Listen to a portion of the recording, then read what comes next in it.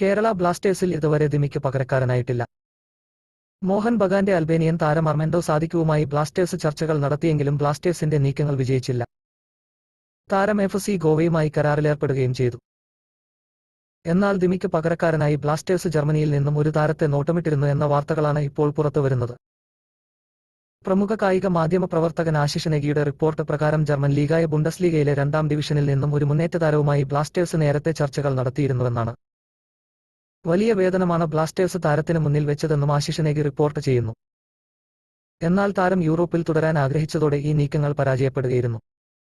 ഏതായാലും ബ്ലാസ്റ്റേഴ്സ് ദിമിക്ക് പകരക്കാരനായി മികച്ച അന്വേഷണങ്ങളാണ്. എന്നാൽ ഇതുവരെയും ദിമിക്ക് പകരക്കാരനെ കണ്ടുപിടിച്ചില്ല എന്നത് നിരാശ സമ്മാനിക്കുന്നുണ്ട്. ജൂലൈ 27-നാണ് ഡ്യൂറന്റ് കപ്പ് ആരംഭിക്കുന്നത്.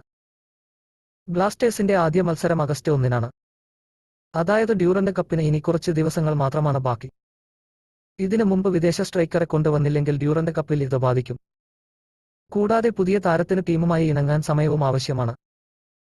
ഡ്യൂറന്റ് കപ്പിന് മുമ്പ് മുഴുവൻ സ്ക്വാഡിനെ തയ്യാറാക്കുമെന്ന് ഡയറക്ടർ നിഖിൽ ഭരദ്വാജ് പറഞ്ഞിരുന്നുവെങ്കിലും ഇതുവരെ സൈനിങ് പൂർത്തിയാക്കാത്തത് ആരാധക പ്രതിഷേധത്തിന് കാരണമാവുന്നു.